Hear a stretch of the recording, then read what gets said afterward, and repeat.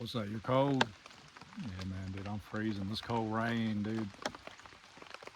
What about them Russians invading in November, dude? That is actually crazy. Good news is, it looks like we are about. Look right there. It looks like we're about 5 minutes away from relief. Another full security shift with nothing. So exciting. Yeah, man, I tell you, I'm really just about sick of no action. I mean, it's getting so boring. Just hurry up and wait. Hurry up and wait. I don't understand it.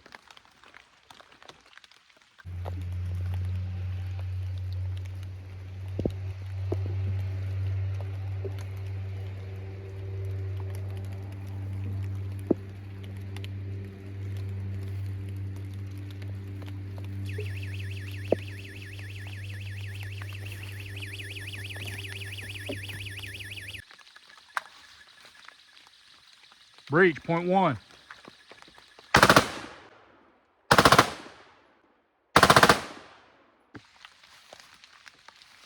Bonjour, bienvenue à la maison. Je m'appelle Operation Port. Je parle plus français. So, if you've been following my channel, or if you're new, you're going to learn something today. Something I discovered from a subscriber, and I will add in the comments what video I seen that I drew inspiration from. If you thought that the Chinese fireworks, the last video with the perimeter trip alarm, the ultra budget one, it was no bueno. It was no good at all. Not good. While I think that you could have them and have them stashed back, I do think that they were lacking in a lot of ways. And I also compared them to 12 gauge. I compared them to 12 gauge trip alarms, which also, in my experience, I own two of them. It was two for $30. It might have been $30 a piece. It was something like that. They have about a 50-50, 60-40 chance of going off or not. So you really can't rely on those unless you do some really fine tuning to the actual trip alarms themselves. Now, for sole purpose of sound detection, as in somebody set something off, a sound alarm, I think I found something that could kind of fill the gaps in the needs of what we're looking for. One thing is constant noise, not just one bang. So if you are asleep, if you're not using this in a warfare sense and you don't have actual people up for security, it can wake you up if this is set off. It's really loud and it's constant. It's not just one loud bang. As well as if you are in a guerrilla scenario or at war, once this is set off, unless the enemy breaks it, takes the batteries out of it, or whatever, it's going to keep going off unless they know how it works. So that will allow you to scan your perimeter. Let's say you are pulling security and it's nighttime or early morning and they're trying to creep on you for an assault, and you hear it up and you're scanning the lane because you know exactly where they are because you know where these trip alarms are.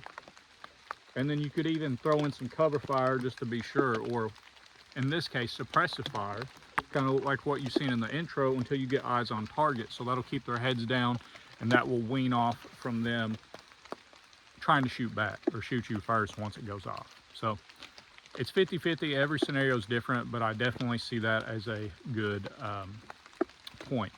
Now, excluding the intro, I mean, that was mainly just to get you guys watching, to be honest with you. You definitely want to set these farther back in the woods. That was about 25 meters out of 2 liter strapped to a tree, and that's what I was shooting at. You probably would want this just out of eyesight, maybe back in some brush, but maybe just right when you get into eyesight.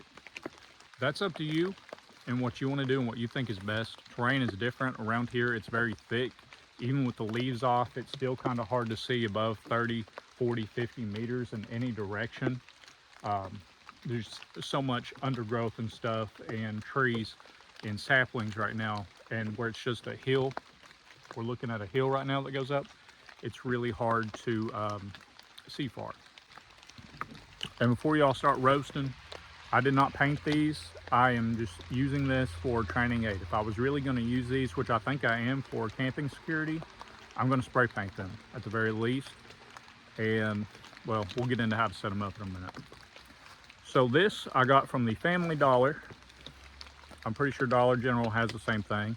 The video that I took inspiration from,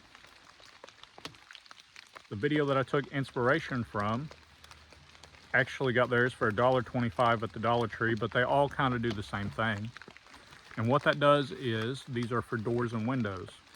So you have essentially a magnet, and you have the door alarm. You put this either on the door or on the wall. Same thing with this, on the door or on the wall. They have 3M sticky stuff on the back. You turn it on, and now it's armed. When you open the door of the window, you shut the door of the window, it goes off. It all relies on this magnet right here. You take the magnet away, put it back.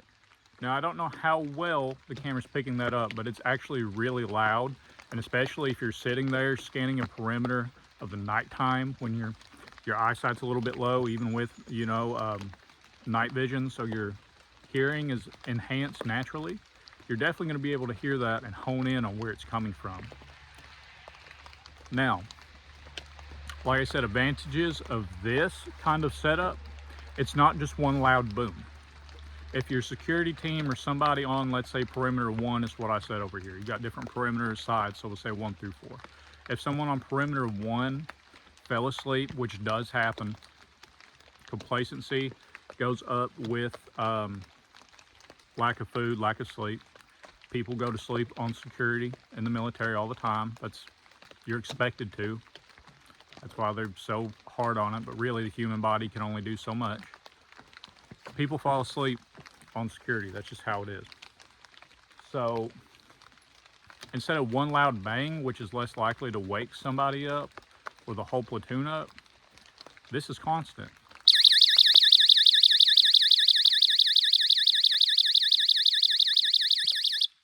This will go off until this magnet is put back, or the dude that tripped it gets mad and kicks it, shoots it, you know, throws it, takes the battery out of it, which the batteries are right here. I'm not exactly sure what kind those are, but if you decide to purchase this for the capability, there you go. Now, like I said, I would spray paint this, and now I'm going to get into how I set it up. Now, the dude I took inspiration from, his video, I think it felt a little bit too complicated for my liking, to be 100% honest with you. This is how I would do it. So I got black marks on here, and this is where zip ties would go. And this one in the middle is not a zip tie. That actually rubbed off. So this is not a button. This is just a speaker. I would put a zip tie down here against a tree or a sapling. I would put a zip tie up here against a tree or sapling. If you needed to, you could cut one of these off. Make sure the magnet doesn't fall out, but you could cut one of these off. So the zip tie would still allow it to activate. So this is zip tied to a tree. And then this needs to be attached to it. But the thing is, this is going to get pulled by the tripwire. So how are we going to do that? Let me show you. Like I said, I'll be using camo colors, but for demonstration so you can see good. I got a hair tie, rubber band, real thin thing, and medical tape, because medical tape doesn't stick as well. And I'm putting right through the middle. Right through the middle. I'm putting this hair tie on there. And that's what that middle black band that I drew on it, that's what that's for. And flip it around. And you might say that's not very sturdy right there. It's not supposed to be, because remember, you don't want a lot of tension, or not tension, but you don't want a lot of poundage on the tripwire or the trigger wire. Okay. if somebody is trying to assault your objective at night, for example, let's say hypothetically I was trying to pull up on a base camp and see if they're friendly or foe, right? And I'm trying to get real close in there, I'm assaulting an objective. Even without night vision, it doesn't matter. Let's say I got tubes on.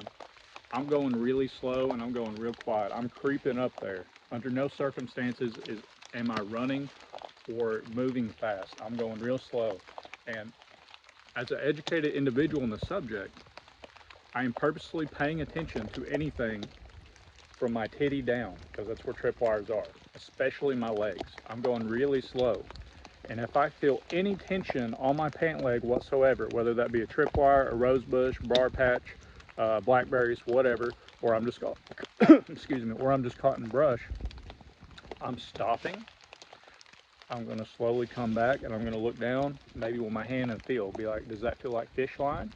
Does that feel like floral wire? Does that feel like paracord or rope? That's what I'm doing. So if you have a lot of tension on there, let's say you get duct tape. Let's say you were to get duct tape and wrap one around there. That's a lot of tension, guys. You're risking this not going off when it needs to.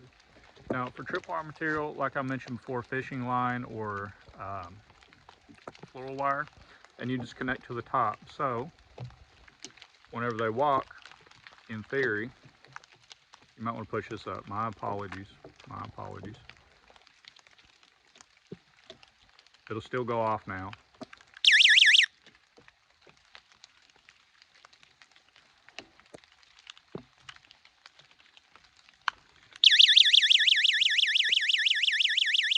Hold on. So I guess with this one, this setup, we're just going to go below. My apologies, I said top. It doesn't matter. You just gotta fiddle with it.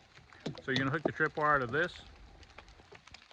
Bottom or top, doesn't matter. However, you get it to where it doesn't go off. And then just like that. They're gonna put tension on this bottom. It's gonna leverage this and it's gonna slip out and then it's gonna go off. Remember, this is zip tied to a tree. So I literally have you electric taped to a tree right now as a makeshift tripod. I'm gonna go set this up, but do a test. But you should understand this by now. You should be able to understand this by now. Now, I've seen these on Amazon,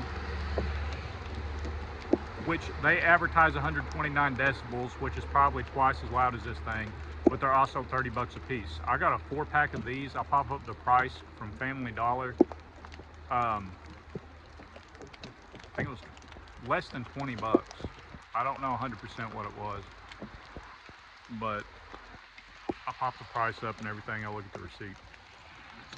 A 4-pack, 4 tripwires, and then you could get some fishing line and some spray paint and then zip ties. You could have 4 tripwires for the price of one of those electronic ones.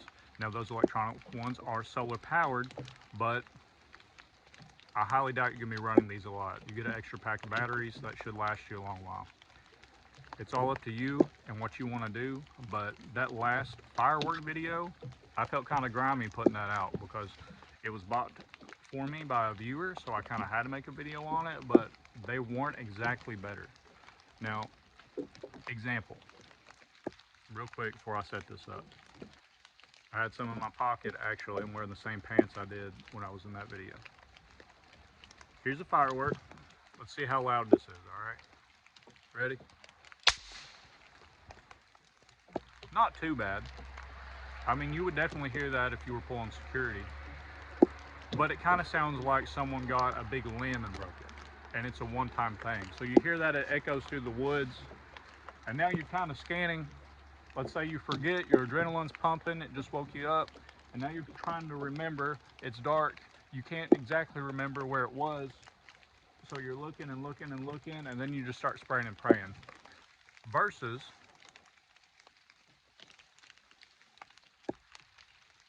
they trip it.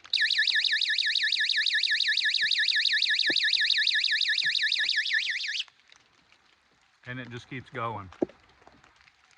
I mean, at that point, you're like a bat. It's literally echolocation. You hear it right here. Just let them have it. So can't get no more simple than that. I'm gonna set this up. But as for now, order bar, I'll be on top. See you next time on the mountain. Peace and God bless you. Hit up the Buy Me a Coffee in my channel description. Help me pay for that ammo I just dumped. I just dumped like a whole box right there. I ain't gonna recover from that, just a box I import. So Buy Me Coffee and Patreon. I'm really trying to grind on this. I'm trying my best. Come on. God bless you either way, don't matter, but let's support the sick and the homeless, all right? Peace.